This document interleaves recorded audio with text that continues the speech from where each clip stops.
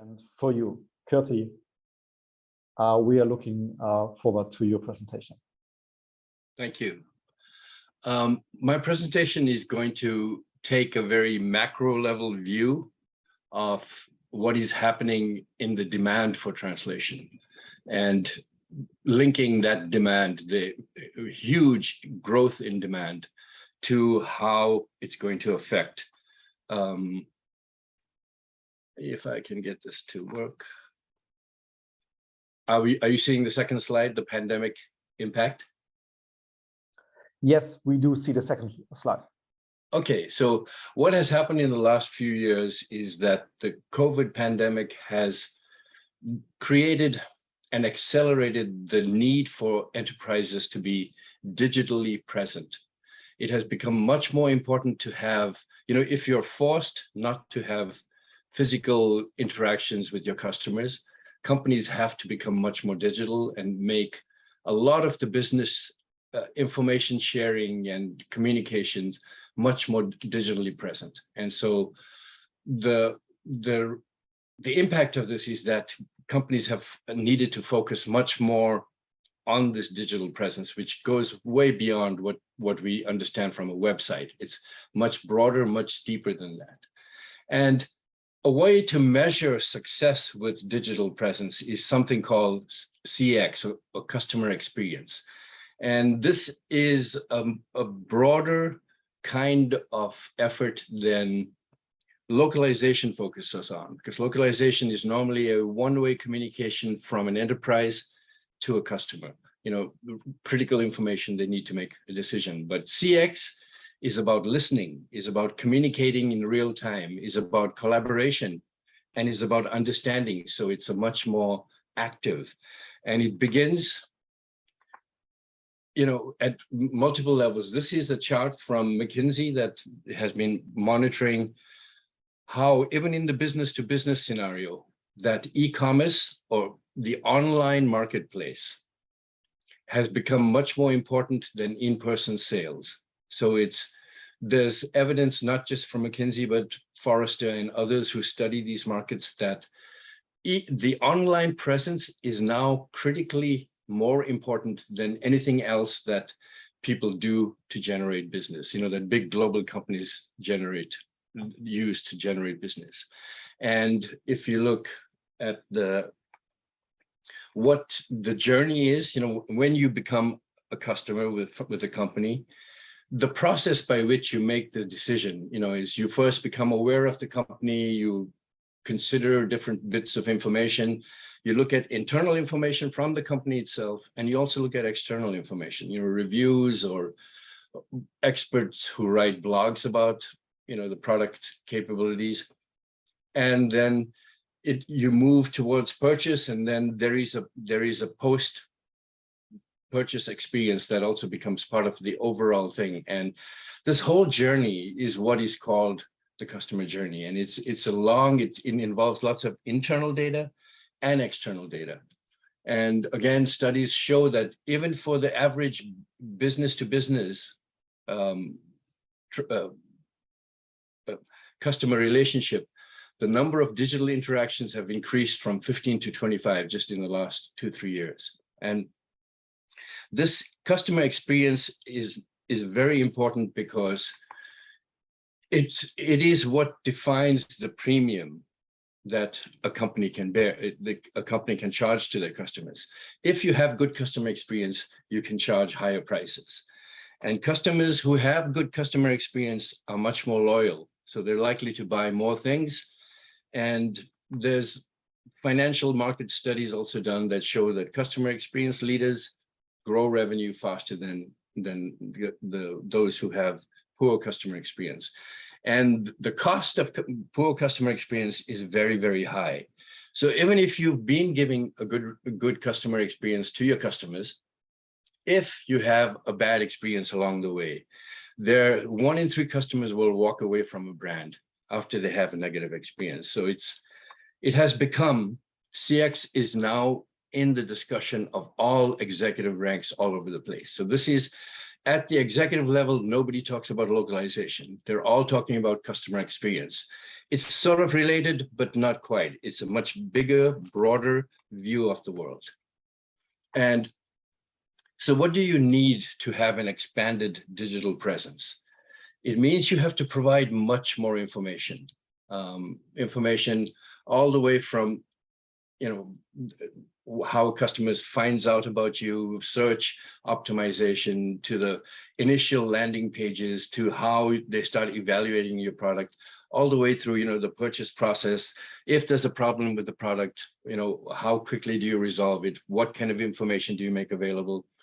And it's now well understood throughout the industry and through many global enterprises, especially in business to business, that content is the best salesperson for an active and digitally savvy customer. So now more and more business buyers are also looking at web content and other information that is available about a company's products than they do talking to salespeople. So the impact on translation is significant. It changes what we translate, why we translate, and how we translate. So for example, we have to do much more dynamic content, much higher volume, and much more real time. And also before, localization focuses on mandatory content, content that you have to have in the packaging to be able to sell products in international markets.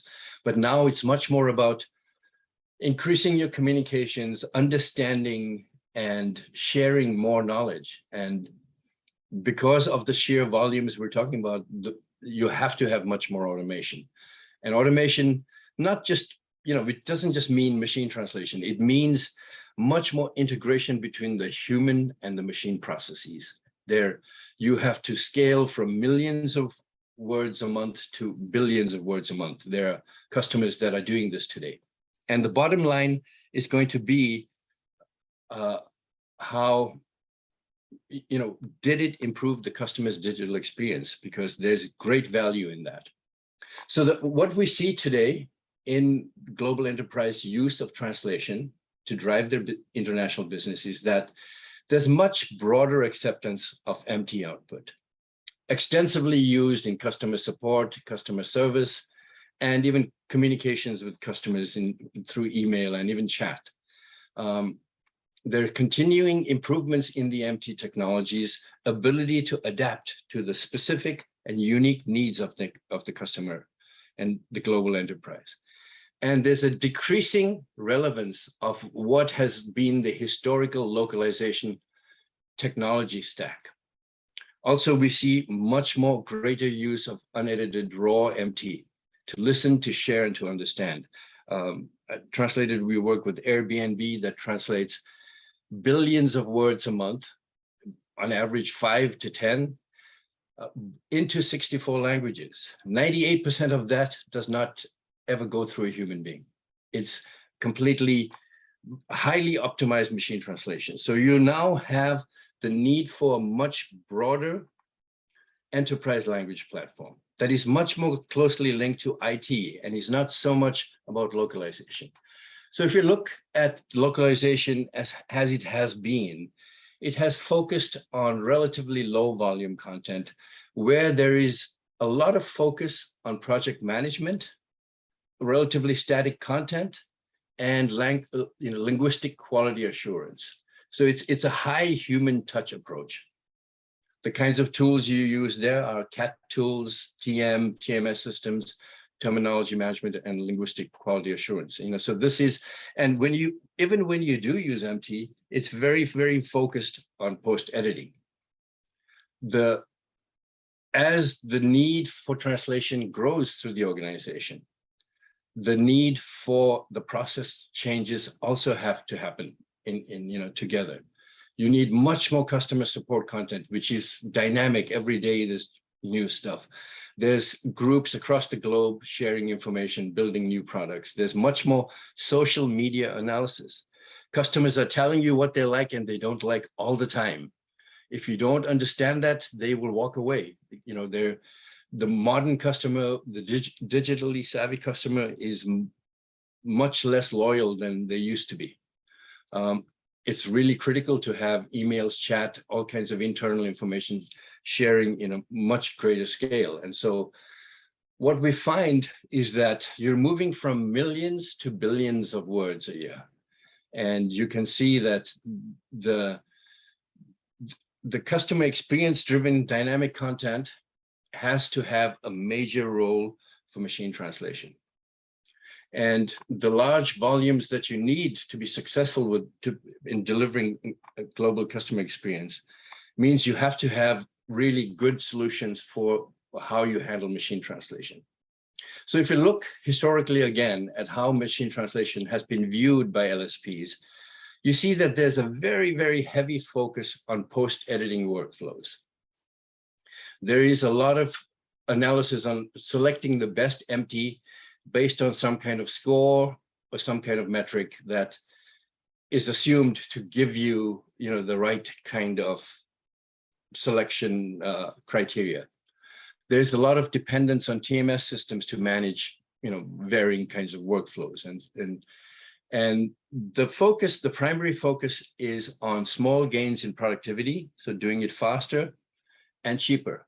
And this is the view of localization managers, but the people who manage customer support across the organization, the people who manage overall international revenue growth, the chief executives himself, are going to focus on other things. And they say, okay, can translation help us provide better customer support? Can they help us to communicate faster with every customer around the world? Can they help us understand what customers are saying about our brand and how we're doing? Can they help us be more collaborative with our customers? And can they help us sell more quickly? This, you can see in terms of the translation quality demands and the word volumes, as the volumes climb, you cannot deliver the same amounts, the same kind of quality. It's just physically impossible.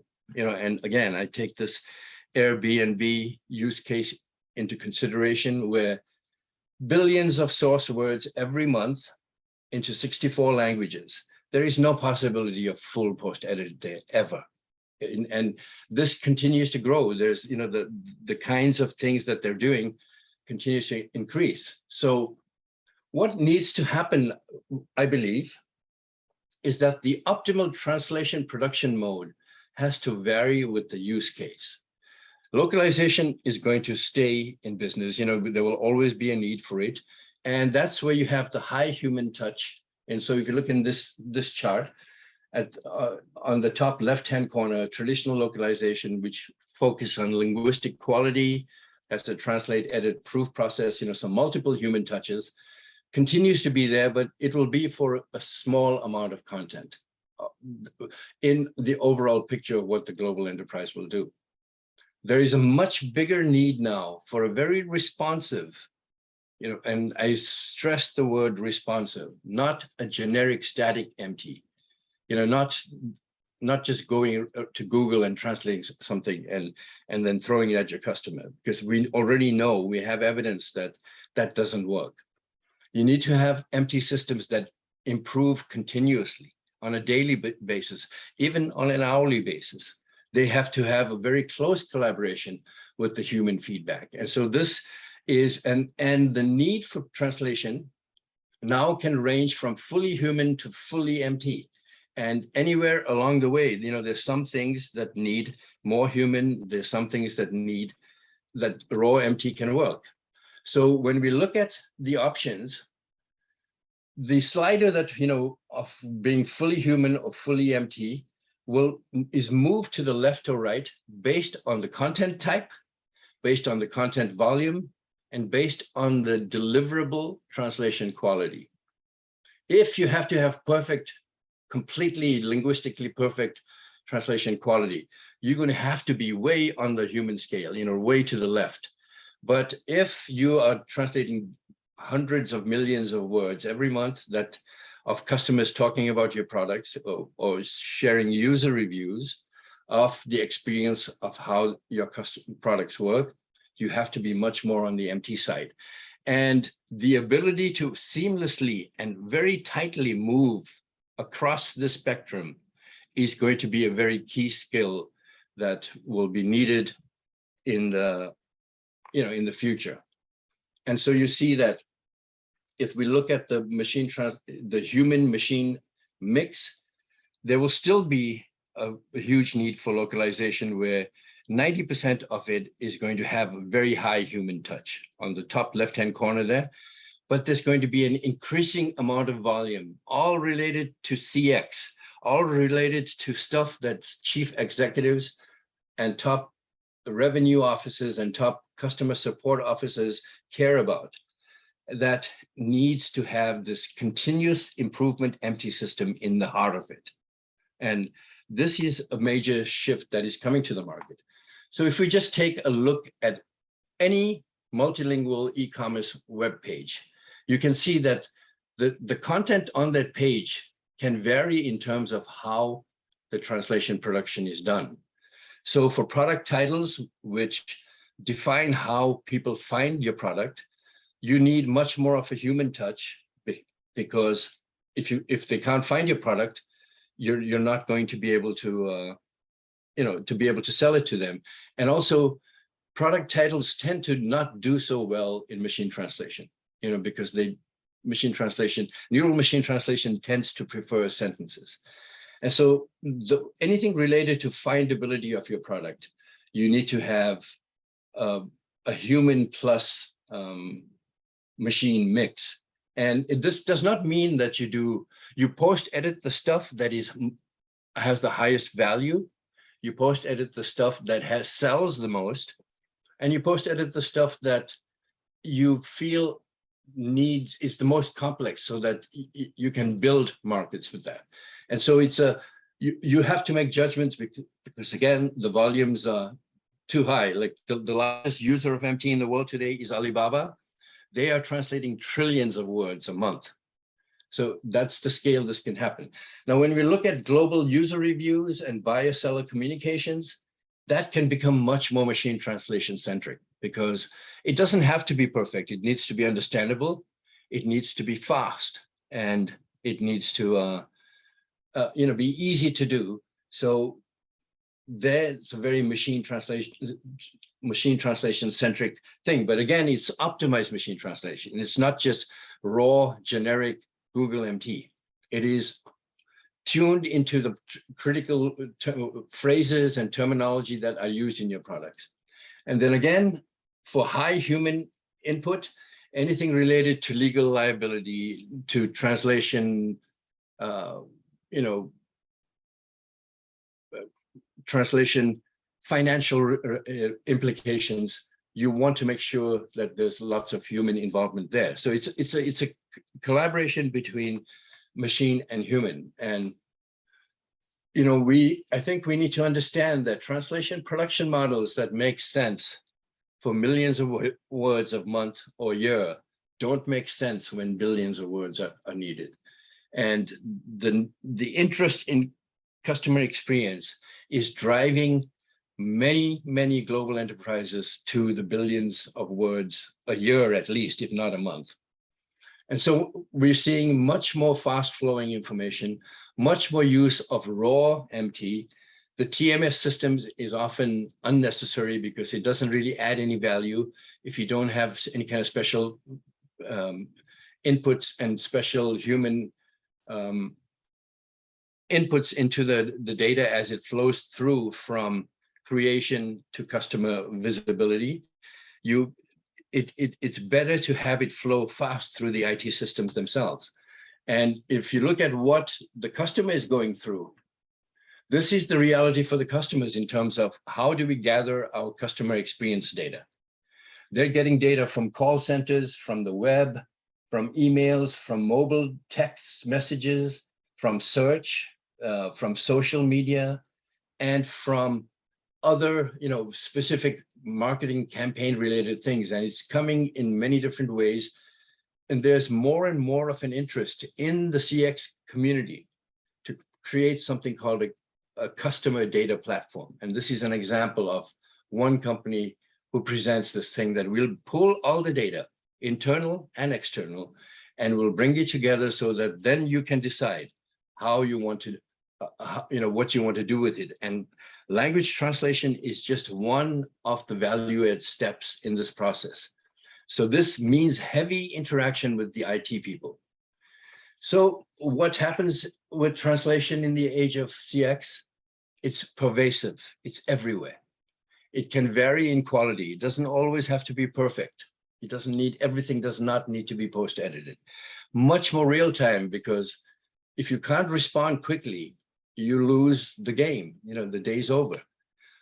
Much more ability to handle unstructured data, like user-generated content. Again, user-generated content in many e-commerce websites is one of the biggest influences of what a customer will buy. So it really matters that if you are a hotel and someone writes a review in Chinese, that every other person who wants to understand, like, how do Chinese people view this hotel chain, understands what they said. And again, the scale is millions to billions, critical communication and collaboration focus, not so much mandatory, required focus. The ability to vary your production models as needed for the kind of content you have. And it needs to be available everywhere. And, I think it's not unreasonable to expect that more and more companies that have strong digital online presences will increase the volume of content that they translate. And they will understand that the variations we've just talked about. And if you look, localization is the tip of the iceberg. And when you start adding customer experience, you start getting much more of what's under there. And when you look at global customer experience, it's a much bigger piece of the pie that we're considering. So that was my presentation, and thank you.